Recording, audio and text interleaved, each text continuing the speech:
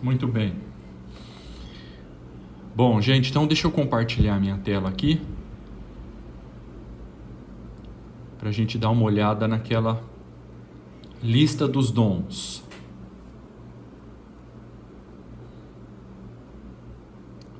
Aí. Vocês estão vendo eu mexer o mouse aqui? Tá. Vamos lá. Então, gente, olha só. Aqui nós temos aquela lista dos dons e ministérios que nós temos no Novo Testamento e eu organizei essa lista em 4.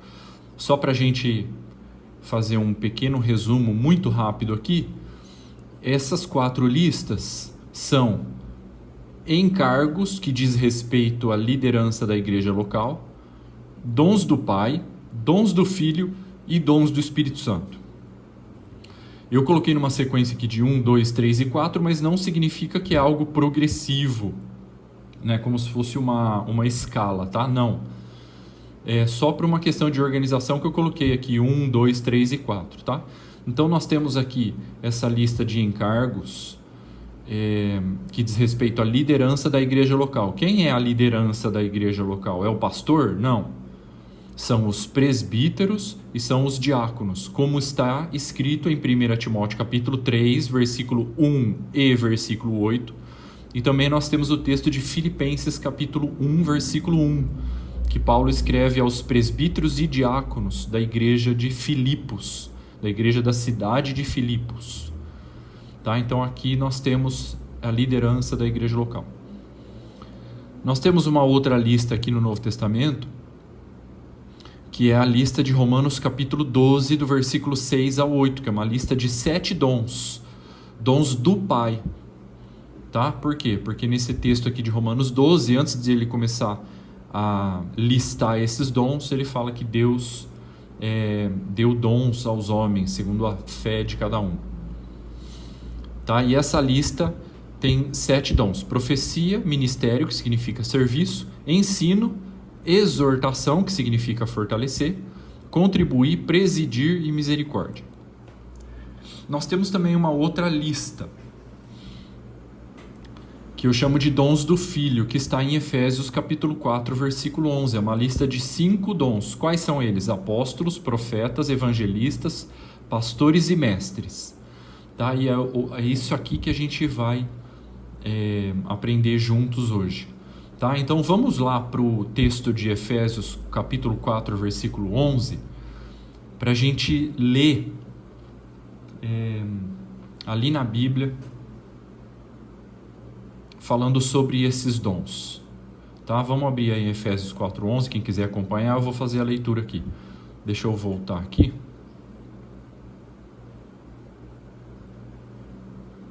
Aí. Maravilha. Então, gente, olha só, Efésios capítulo 4, versículo 11.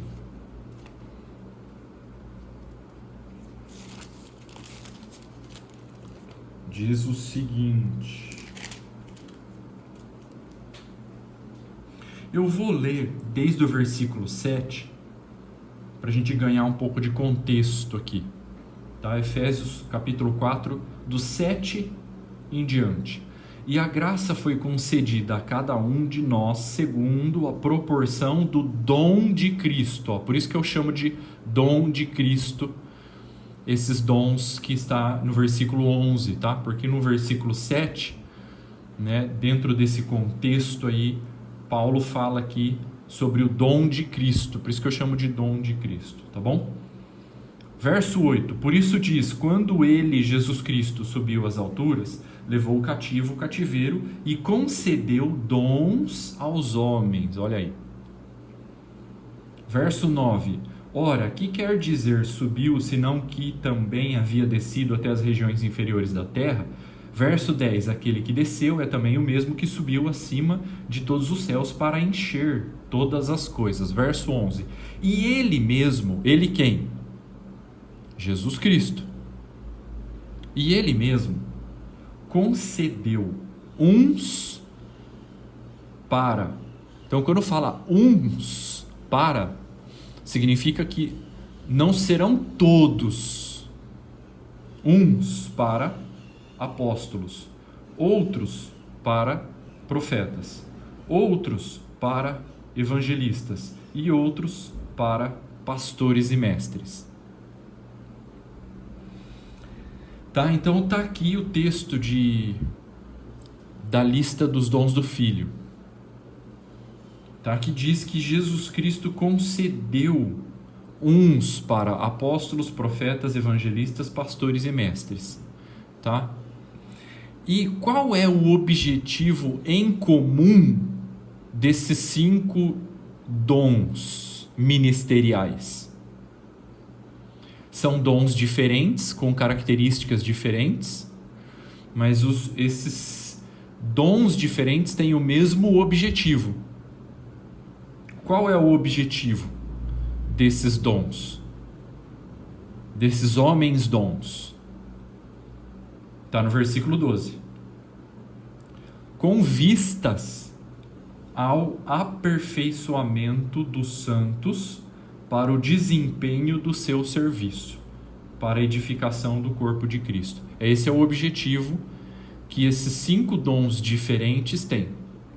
Então, esses 5 dons que são diferentes um do outro, eles têm que trabalhar para aperfeiçoar os santos, para que cada santo desempenhe o seu serviço. É para isso que esses 5 dons diferentes trabalham, para esse objetivo. Tá? Então são 5 dons diferentes trabalhando pro versículo 12, para fazer acontecer o versículo 12. Tá? Os 5 dons, eles têm que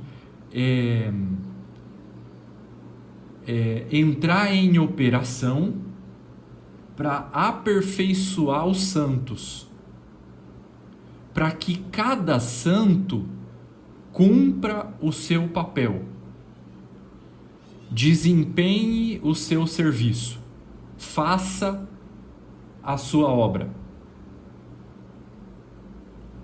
Tá? Então você vê que esses 5 ministérios, eles têm o objetivo de treinar os santos, aperfeiçoar os santos e treinar os santos. Colocar os santos para funcionar. Como um técnico coloca os jogadores em campo. Tá? Então, a gente percebe o seguinte. Hoje a igreja, ela, se fosse comparar um campo de futebol, de uma maneira geral, né, o que mais acontece os pastores, os líderes estão em campo jogando e os santos estão na arquibancada assistindo os líderes fazer a obra. E o mundo está do lado de fora do estádio, não sabe nem o que está acontecendo. Como deveria ser o jogo? Os líderes, os apóstolos, profetas, evangelistas, pastores e mestres deveriam sair do campo e ir para trás da linha. Eles são os técnicos. E os santos que estão na arquibancada têm que entrar e vestir a camisa. E eles são os jogadores. É eles que vão fazer o gol. E o mundo está na arquibancada assistindo a manifestação dos filhos de Deus. Como fala em Romanos, que a criação tem uma ardente expectativa pela manifestação dos filhos de Deus. Ou seja, o mundo, ele geme de dor, de pecado, de trevas, de escuridão, de perdição. Por quê? Porque os filhos de Deus não estão manifestando a sua glória, o seu brilho, a sua luz. Eles estão tímidos, eles não estão salgando a terra. Eles estão tímidos. Muito pouco fruto real os santos estão produzindo? Muito pouco fruto real de vidas, de ganhas, né? Não estou falando de seguidores no Instagram ou no Twitter. Estou falando de frutos reais, vidas. Né? Então, e por que muitas vezes acontece dos santos, dos filhos de Deus não se manifestarem? Muitos podem ser as razões disso, mas aqui nesse texto nós vemos pelo menos uma delas que nós precisamos ficar atento e observar, que é o quê? A falta de treinamento. Porque os líderes que deveriam treinar os santos, eles estão em campo fazendo a obra, batizando, expulsando o demônio, pregando o evangelho, pastoreando, cuidando. E eles deveriam treinar os santos para batizar. Eles deveriam treinar os santos para fazer discípulos. Eles deveriam treinar os santos para que os santos pesquem homens. Eles deveriam treinar os santos para que os santos se movam nos dons. Eles deveriam treinar os santos para que os santos expulsem os demônios e curem os enfermos. E não deixar os santos no banco assistindo eles fazerem a obra. Tá? Então, o objetivo dessa liderança, desses dons, apóstolos, profetas, evangelistas, pastores e mestres, é colocar os santos em operação, para eles funcionarem. Amém, meus irmãos? Tá? E aí, quando os santos são aperfeiçoados, entram em operação e desempenham o seu serviço, o que acontece? O corpo de Cristo é edificado. Aí, tudo isso vai desenvolver o caminho do versículo 13. Olha só o versículo 13. Até que todos cheguemos à unidade da fé. Por que a igreja precisa alcançar a unidade da fé? Porque a igreja não tem unidade da fé. Por que a igreja não tem unidade da fé? Porque nós precisamos ter humildade para reconhecer que a igreja está dividida. Essa divisão começou no século XVI. E hoje nós somos herdeiros de uma igreja hiperdividida em milhares de denominações.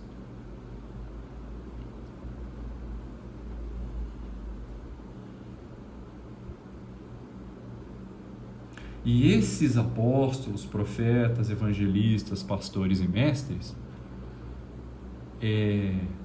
é os que mais precisam alcançar a unidade da fé.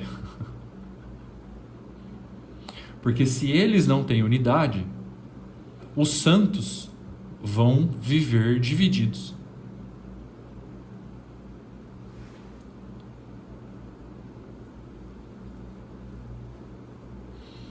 Os santos viverão em divisão por causa da falta de unidade desses ministérios.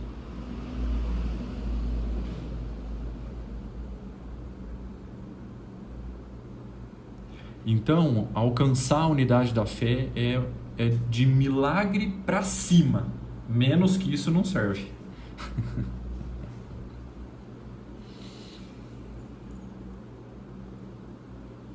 A gente ri para não chorar, né?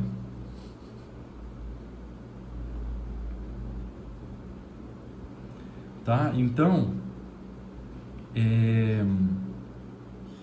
esse versículo 13 fala aí sobre um caminho, né? Para andarmos até a unidade da fé. Que me parece que a igreja está andando para trás ao invés de para frente em relação à unidade, né? Porque cada vez tem mais divisões. E aí, o que a gente faz? Em um grupo que está dividido, a gente precisa aplicar a unidade nesse grupo. E aos poucos, também com os outros grupos.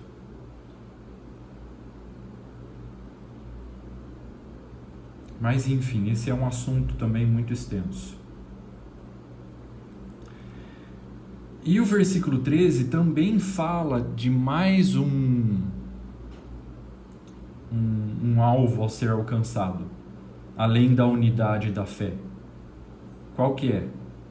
O pleno conhecimento do Filho de Deus, a perfeita varolinidade, a medida da estatura da plenitude de Cristo. Tá? O que é isso? Em simples palavras, ser semelhante a Jesus. Tá? Quando a Bíblia fala que chegar ao pleno conhecimento do Filho de Deus, vírgula, a perfeita varonilidade, vírgula, a medida da estatura da plenitude de Cristo, é a mesma coisa. Tá? O que significa isso? Ser semelhante a Jesus. Como assim chegar ao pleno conhecimento do Filho de Deus? É conhecer o Filho de Deus plenamente, não de uma maneira intelectual, mas experimental. Tá? O que é a perfeita varonilidade? Perfeito varão. Ser perfeito varão. O que significa a medida da estatura da plenitude de Cristo? É alcançar a maturidade, a plenitude de Cristo. E aí, quando alcançarmos isso, nós não seremos mais como meninos agitados de um lado para o outro, como fala o versículo 14. Para que não sejamos mais como meninos agitados de um lado para o outro, levados ao redor por todo vento de doutrina. Vento de doutrina é uma coisa que divide a igreja. A artimanha dos homens é outra coisa que divide a igreja. Liderança que tem artimanha, manipulação, mentira, abuso de autoridade, traços narcisistas, imposição, cobra da igreja aquilo que não pratica, exige aquilo que não vive.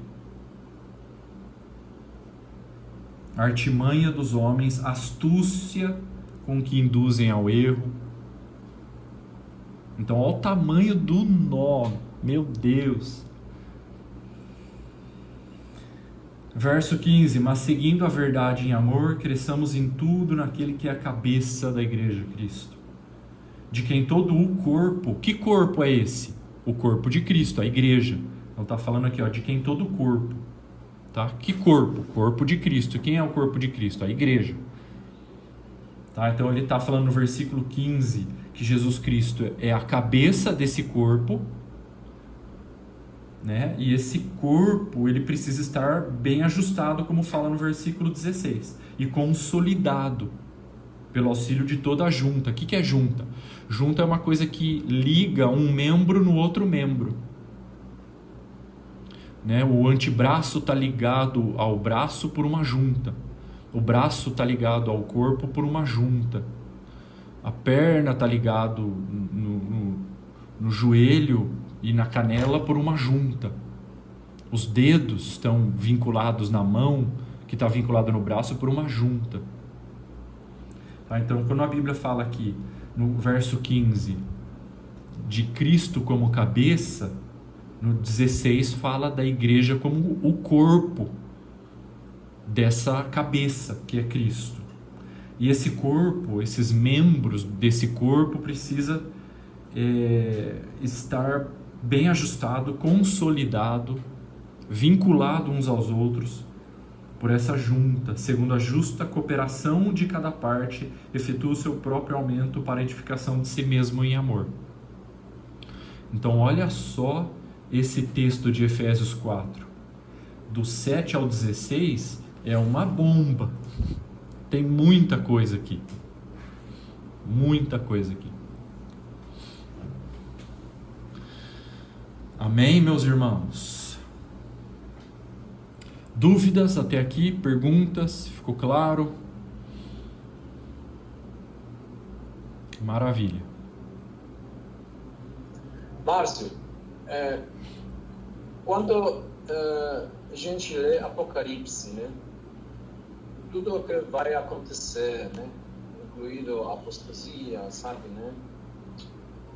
Você acha que em tudo o que acontecendo agora, ele tem que acontecer? Porque, na verdade, claro, nossa obrigação é batalhar contra, né? Sim, mas você percebe que esse processo, né, de regressivo não vai parar. Na verdade, é profecia. E afinal, está falando que vai ter apostasia e tudo vão se afastar de Deus.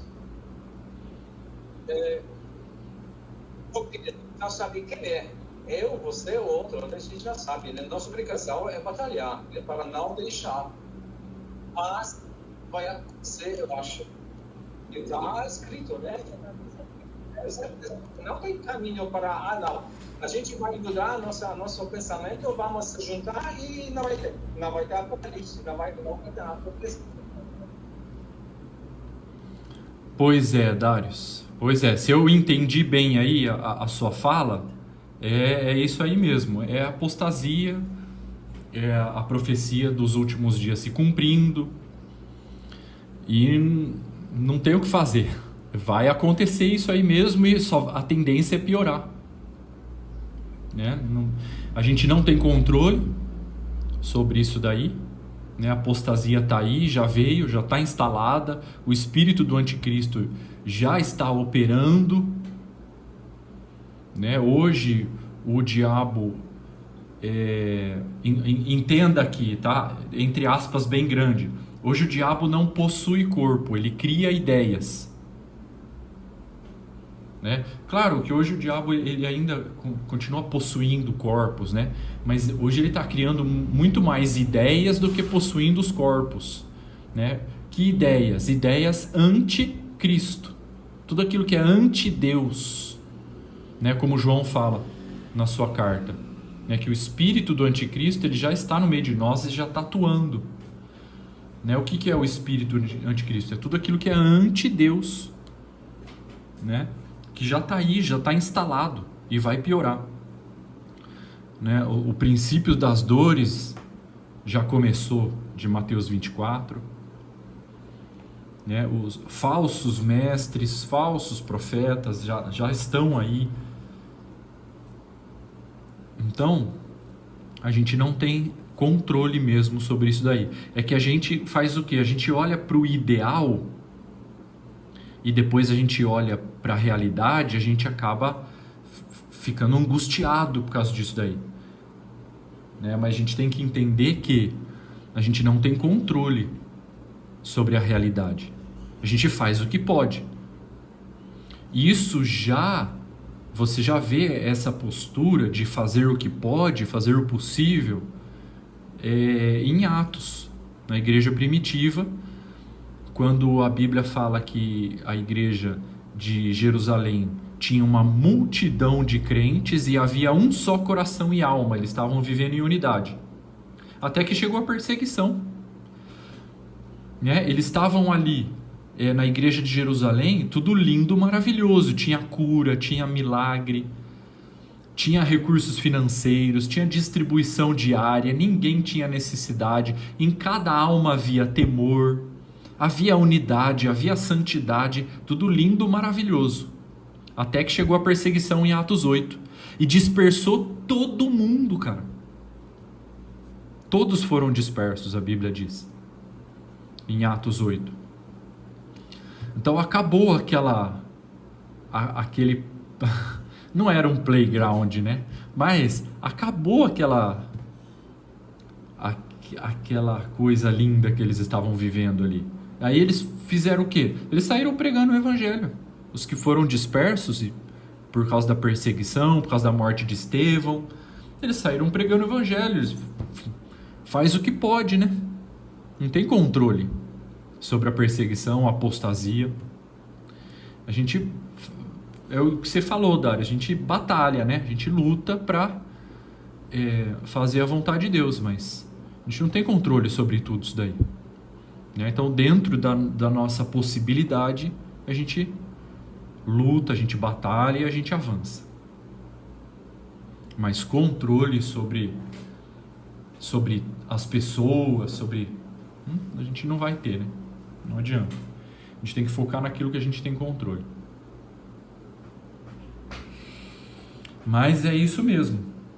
A apostasia está aí e veio para ficar, até que Jesus volte.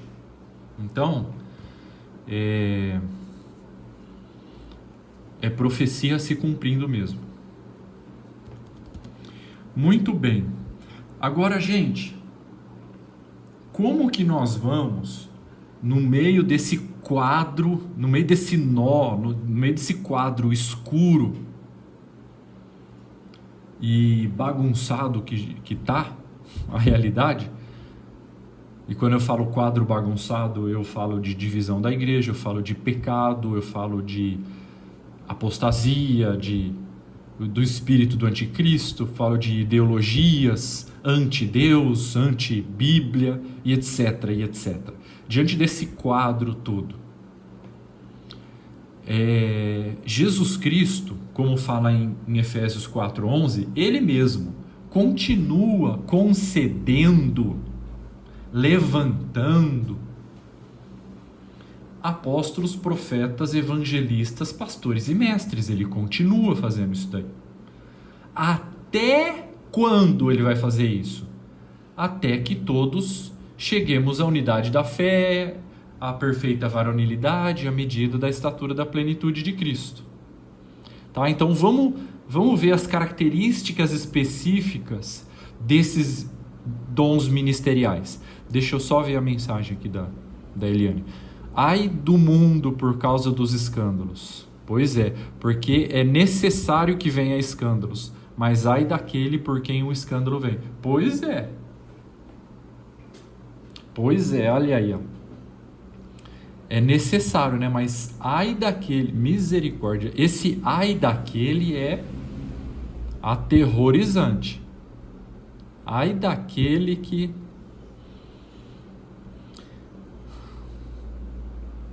Eu tô lendo esse texto aqui e lembrando de um outro texto da parábola dos lavradores maus, que o dono, o senhor ali tinha arrendado lavradores, né, para trabalhar na sua lavoura, se não me engano, na sua vinha, e ele saiu de viagem. E ele voltou e encontrou os lavradores espancando os servos do Senhor. E aí, ai daquele. Porque aqueles experimentaram esse ai daquele.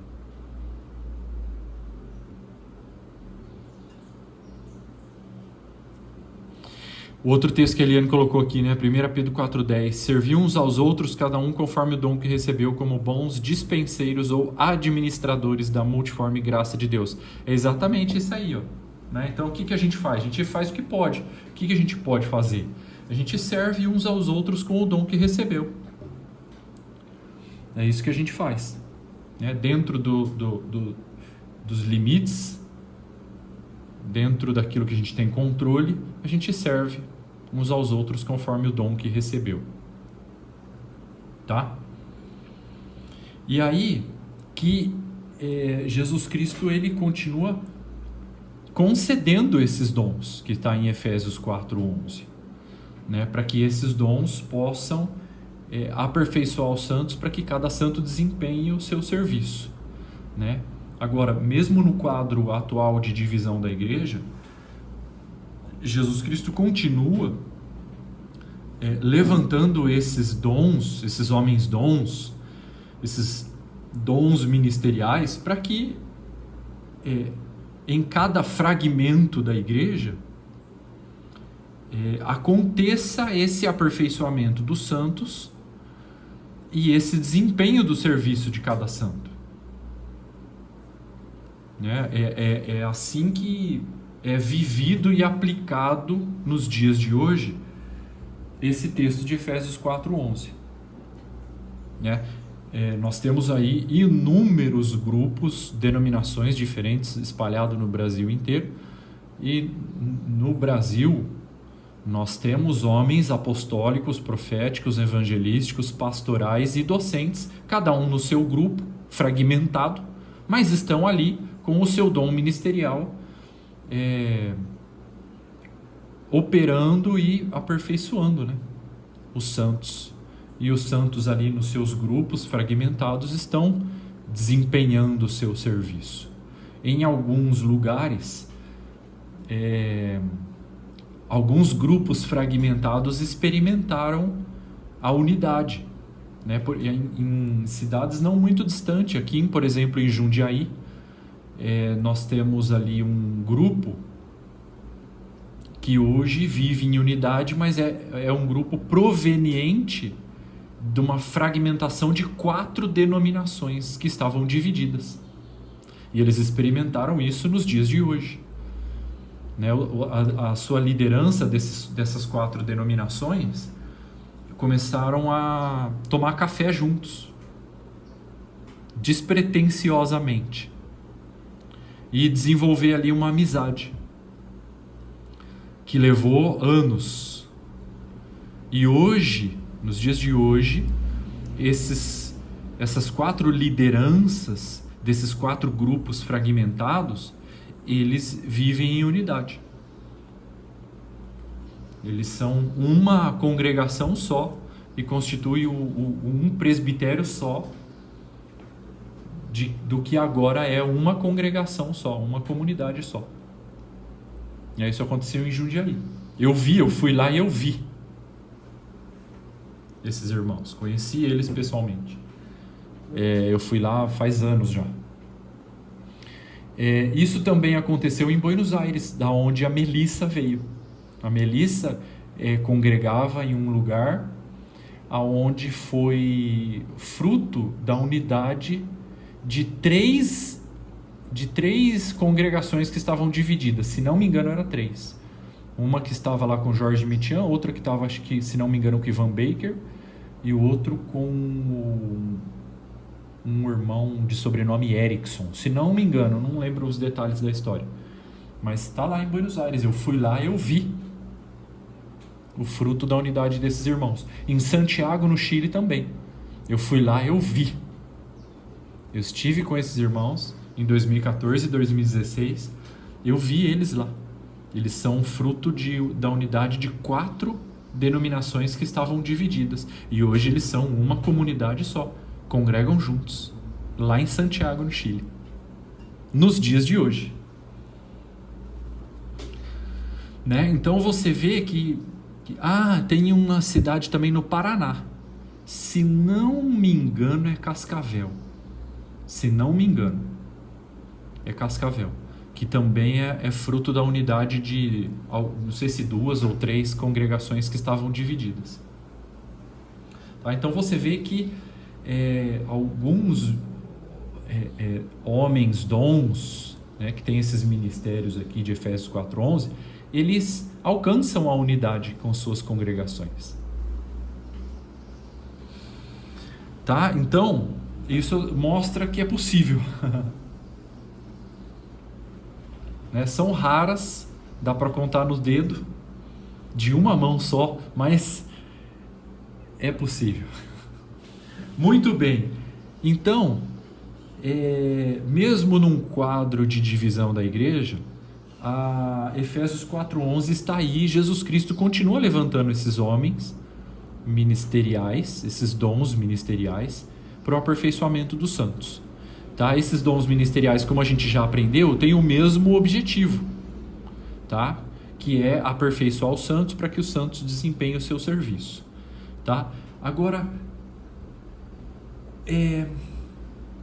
qual as características únicas, particulares de cada um desses dons para que a gente possa descobrir se existe inclusive em nós alguma característica específica desses dons. A gente precisa aprender isso. Por quê? Porque como Jesus Cristo continua levantando apóstolos, profetas, evangelistas, pastores e mestres, então nós todos, filhos de Deus, discípulos de Jesus, igreja, mesmo dividida,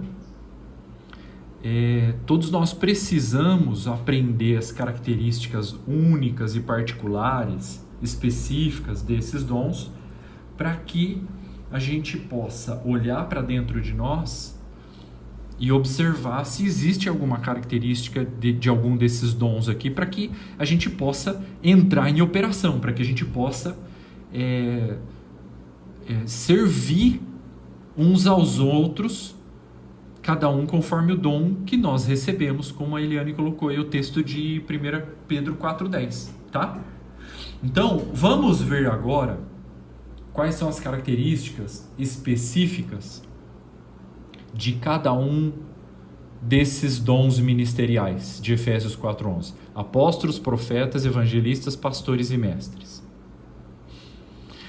De uma maneira assim, bem superficial, mas só para que a gente tenha uma ideia, mesmo que rasa, eu vou explicar usando os 5 dedos das mãos. Esses 5 dons é como esses 5 dedos das mãos. Por quê? Por causa do seguinte: o apóstolo é como o dedão. Por quê? Porque ele toca em todos os outros. Ou seja, o homem apostólico, o dom apostólico, ele consegue funcionar de uma maneira limitada em todos os outros dons.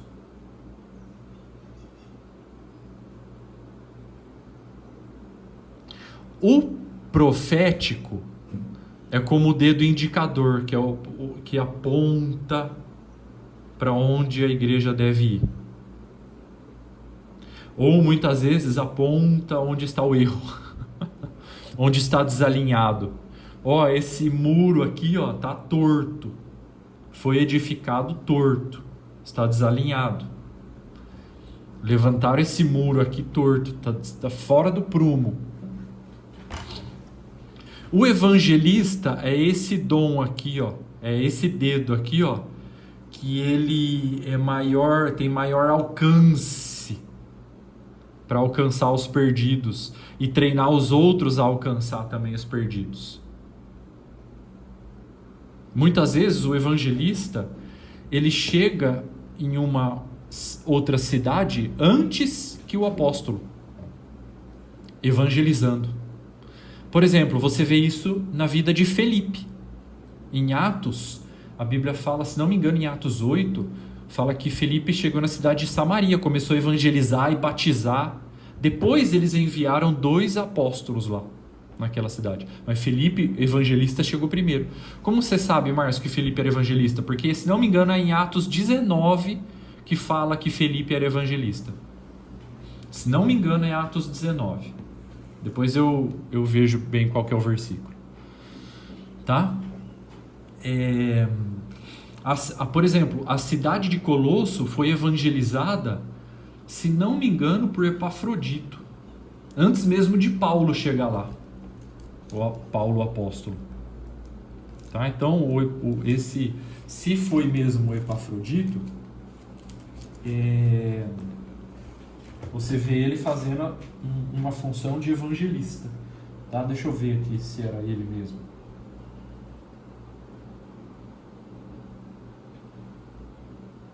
Epáfras.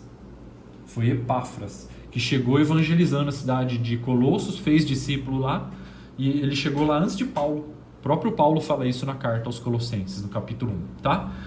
Então, o evangelista. Esse dedo aqui, é o pastor. Por quê? Porque é o dedo da aliança. Por quê? Porque o pastor ele tem uma aliança com a igreja.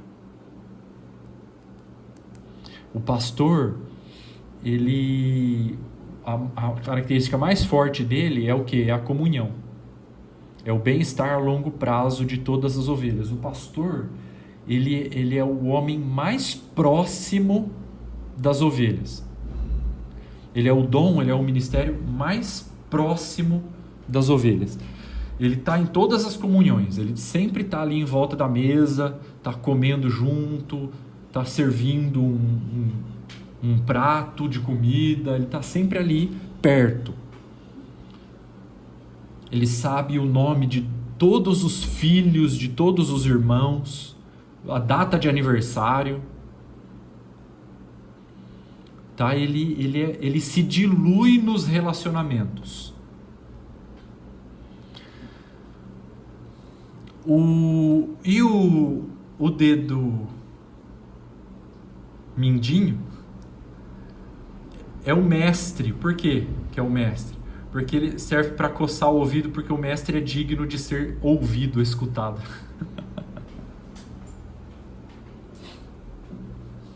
Porque o mestre, ele traz ensino.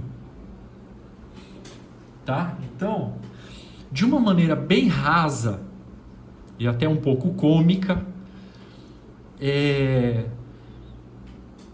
mais ou menos assim nós podemos entender as características únicas de cada um desses ministérios.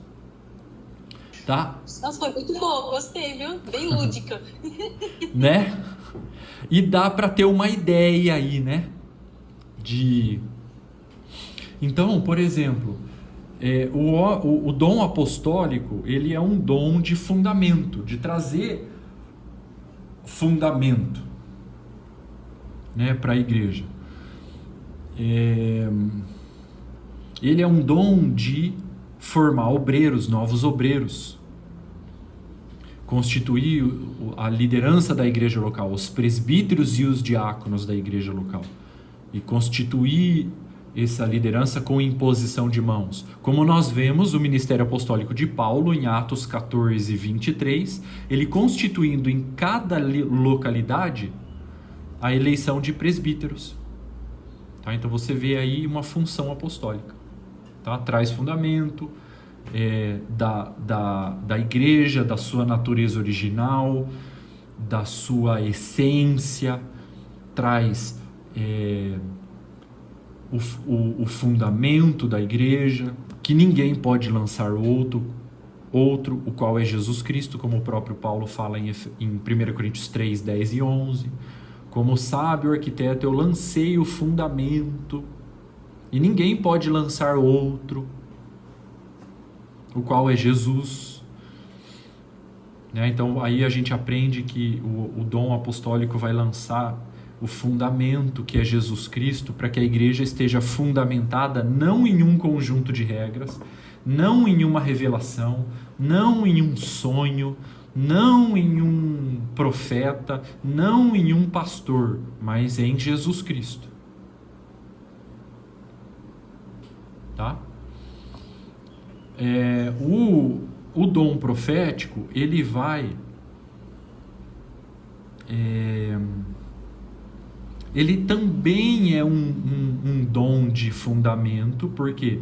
Porque Efésios 2:20 fala edificados sobre o fundamento dos apóstolos e profetas, sendo Cristo Jesus a pedra angular. Tá? Então o profeta junto com o apóstolo, ele também coopera em lançar fundamento. Tá? Mas o profeta, ele também traz direção, né? Se a gente fosse pensar aqui num rebanho, o profeta, ele é o dom que está mais distante das ovelhas, e o pastor que está mais próximo. O pastor se dilui no meio dos relacionamentos, ele está ali no meio das ovelhas, tem cheiro de ovelha. O profeta, Ele está 5 quilômetros na frente do rebanho, num mirante, olhando para apontar para onde que o rebanho vai agora. Para onde que o rebanho vai caminhar? Para lá agora nós vamos. Né? Então, o profeta ele não está tão perto das ovelhas quanto o pastor, muito pelo contrário. Dos 5 ministérios, o profeta é o que está mais longe, está mais distante, porque ele está olhando lá a próxima curva, para onde que vai. O evangelista não é somente um dom para ganhar vidas. Por quê? Porque esses 5 ministérios de Efésios 4:11 têm o objetivo de colocar os santos para desempenhar o seu serviço. Tem o objetivo de treinar os santos, cada um com o seu dom. Então o evangelista vai fazer o quê? Ele vai treinar os santos a ganhar pessoas. Tá? O evangelista ele vai treinar a igreja para evangelizar. Tá? Essa é uma característica específica do evangelista. O evangelista ele passa mal de ver o pastor concentrando as ovelhas em reunião. Vamos fazer uma reunião, vamos concentrar aqui, na reunião, na comunhão. O evangelista olha para isso e ele começa a passar mal, dá febre nele. Ele fica com febre alta. Por quê?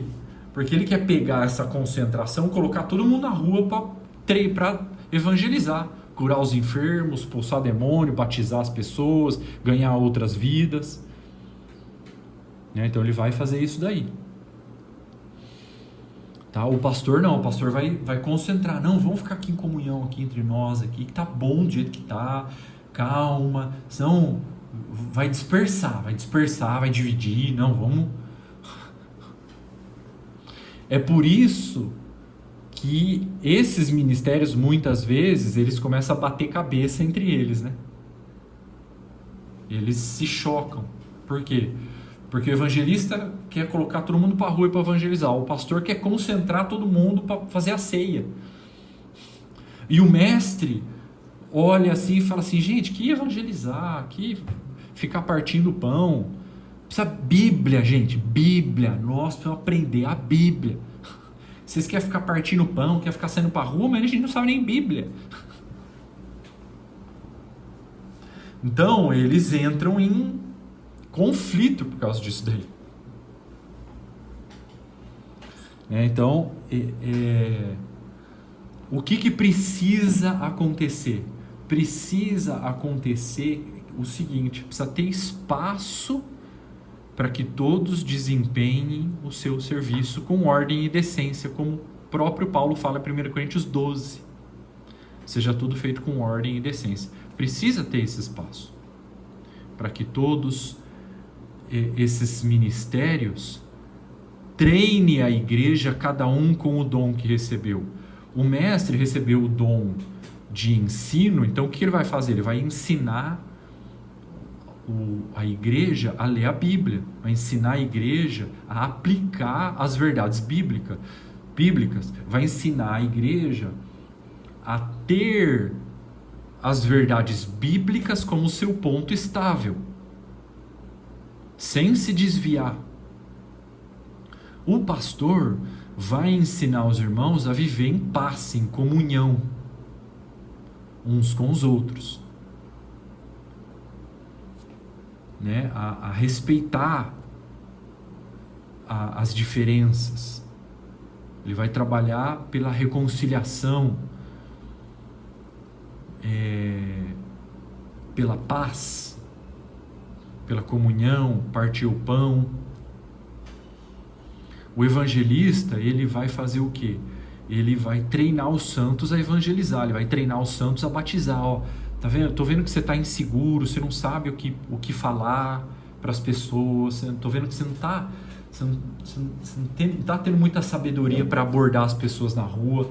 Vem cá, eu vou ensinar você como abordar as pessoas, como orar pelos enfermos, como expulsar os demônios, como conduzir uma pessoa ao batismo, como que você vai batizar essa pessoa.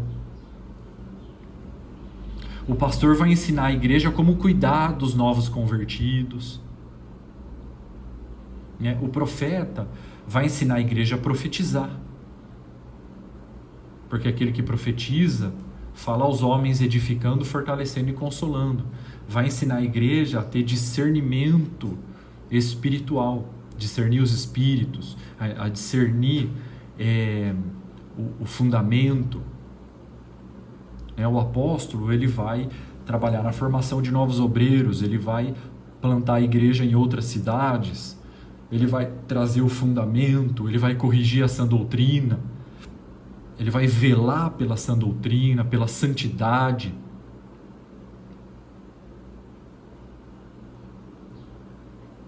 Da igreja, tá? Então, aqui nós percebemos e podemos discernir, compreender as diferenças de cada um desses dons ministeriais, tá? As características de cada um desses dons ministeriais. Amém, meus irmãos? Agora, gente, olha só, uma coisa que a gente precisa entender aqui, que é uma polêmica. Tem apóstolos nos dias de hoje? A resposta é sim e não. Por que sim e não? Porque apóstolo como os 12 apóstolos, nunca mais. É só aqueles 12, ponto final. Quem vai ser como aqueles 12? Ninguém, irmão. Testemunha ocular da vida, ministério, morte e ressurreição de Jesus Cristo, só aqueles 12, não tem outro. Nunca mais vai ter um apóstolo como eles, com a autoridade deles. Nunca mais. Tá? Então, apóstolo é só aqueles lá. Nos dias de hoje, ou depois daqueles 12, o que nós temos? Nós temos ministério com serviço apostólico, melhor dizendo assim, do que dizer apóstolo. Não, aquele irmão ele desempenha um serviço apostólico, melhor assim. Não é que ele ele é apóstolo. Ele é um discípulo de Jesus que desempenha um serviço apostólico. Melhor assim. Por que desempenha um serviço apostólico? Porque ele está plantando igreja em outras cidades. E os outros não estão fazendo isso. E ele está. Então ele está desempenhando um serviço apostólico. Ele está lançando o fundamento naquela nova localidade que nasceu, naquela nova igreja que nasceu. É um serviço apostólico que ele está fazendo. Ele está zelando pela sã doutrina, ele está formando novos obreiros, ele está constituindo presbíteros e diáconos. É um serviço apostólico. É apóstolo? É melhor dizer que é um discípulo de Jesus que está desempenhando um serviço apostólico. Tá? Então, isso é uma coisa importante a compreender. Por quê? Porque senão a gente vai achar que não tem mais apóstolo, tá? Mas apóstolo é só os 12. Mas hoje em dia, Jesus Cristo continua levantando pessoas com um serviço apostólico, com um dom apostólico, com um chamado para desenvolver um serviço apostólico. Tá? Até quando? Até que todos cheguemos à unidade da fé e à medida da estatura da plenitude de Cristo, Jesus Cristo vai continuar levantando pessoas com um chamado apostólico, com um chamado profético, com um chamado evangelístico, com um chamado pastoral e com um chamado docente. Ele vai continuar levantando. Porque esse é o programa de Jesus Cristo para edificar a sua igreja. Levantar pessoas com esses dons. Amém, meus irmãos? Márcio, eu percebo em mim algumas características aí de algum desses dons. E agora, o que eu faço? Agora, você vai ter que crescer no seu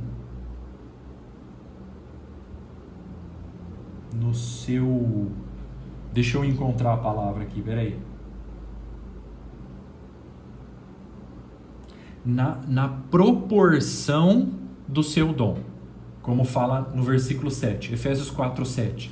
E a graça foi concedida a cada um de nós segundo a proporção do dom de Cristo. Ah, Márcio, eu tenho uma característica do dom evangelístico dentro de mim. Tá. Então, esse dom que está aí dentro de você, ele tem uma proporção. Ele tem uma esfera de ação que você precisa fazer ela crescer e desenvolver para que se torne um ministério sobre aquele grupo aonde você está vinculado, sobre aquele fragmento da igreja onde você está congregando e vinculado. Por exemplo, vamos supor que você esteja vinculado e congregando em um grupo, um determinado grupo aí numa cidade. E você tem um dom. Esse seu dom precisa crescer e desenvolver. Então, como que você vai fazer isso? Nas oportunidades que você tiver, ou você pede a oportunidade para você poder compartilhar. Por exemplo, se você tem um dom evangelístico, você está ali na reunião desse grupo onde você está vinculado, você poderia, por exemplo, começar orando por aquele grupo para que Deus acenda um fogo e uma paixão pelos perdidos. Aí numa próxima oportunidade, você poderia trazer alguns nomes para que toda a igreja ore junto, todo o grupo ore junto por aqueles nomes que você trouxe. Você ora junto com o grupo todo por aqueles nomes. Numa próxima oportunidade, você pode trazer para o grupo todo um bairro que você mapeou, que tem algumas características e alguns problemas, e você pode levantar uma solução e mobilizar aquele grupo a resolver um problema da fome ou da falta de roupa, de doação de roupa que tem naquele bairro que você mapeou. Aí vocês podem aproveitar que vocês vão lá entregar roupa e já evangelizar. Aí você distribui panfleto para todos esses irmãos que foram junto, para você entregar junto com... e já começa a evangelizar. E aí o seu dom começa a ganhar uma esfera maior sobre aquele grupo. E aí você tem cada vez mais liberdade para exercer aquele seu dom sobre aquele grupo. Entendeu como você vai aumentando a sua proporção, a sua esfera de ação? Aos poucos você vai indo aumentando a sua proporção segundo o dom que você recebeu para todo aquele grupo. Não sei se eu consegui explicar. Diga, Miriam.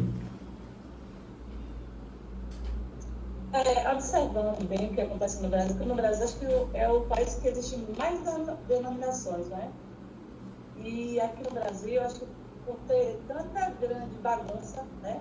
Cada um tem denominação, cada um tem a doutrina, eu acredito que com essa bagunça toda ninguém se entende, ninguém consegue se entender. E realmente é um trabalho de formiguinha, né? Temos que evangelizar, porque uma igreja, a denominação vai falar, não, aí a minha igreja é melhor, como você fala, né? Na época não tinha, era de Paulo, era de Pedro, não. E eu acredito que no Brasil essa bagunça toda por isso. Tem muitas denominações, ninguém se entende, todo mundo acha que sabe muito, mas na verdade não sabe nada. Né? E as pessoas não vão na raiz, né? Não vão abrir na raiz para poder aprender. A raiz não está ficada numa terra quente. E essa bagunça toda está por isso. É muita denominação, é muita igreja. E eu acredito que em outros lugares funcione mais por isso. Não tem tanta bagunça, né? Ou ninguém querer ser, eu sei mais do que eu não sei. Né? Aí tem que ser humilde e para ter uma unidade aqui no Brasil vai ser muito trabalho, né? Para que chegue a uma unidade, né? Porque realmente eu vejo que as pessoas se desentendem, um pensa uma coisa e os outros aí, não, você está errado, já te aponta, né? Como se você fosse religiosa. E você não pode ter uma opinião, né? Ou então você não realmente chegar em um ponto e dizer, não, realmente temos que pensar, mas não é dessa forma, né? E quando você fala alguma coisa no ponto que você acredita, você é chamada de religiosa, mas na verdade ele não é religiosidade, é temor, né? Temor em fazer a coisa certa, né? Porque a gente não sabe que a gente pode estar sendo usado para não ser aprovado. Então acho que no Brasil vai demorar um pouco, né? Porque é muita bagunça aqui no Brasil.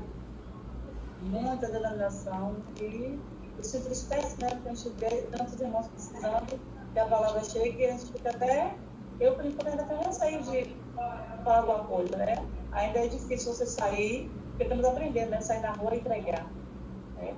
A gente está se preparando realmente para poder, porque o inimigo também está lá fora e vem pregando. Se você não souber pregar, se não souber ler a palavra, você vai ser envergonhado pelo inimigo. Então também temos que ter o temor, né? E saber a hora certa e também já meter o pé e continuar pregando, né? Seja como se for numa fila de mercado, aí você tem uma oportunidade, pega e fala uma coisa à pessoa. Mas aqui no Brasil é complicado por isso. Muita denominação, muita bagunça também.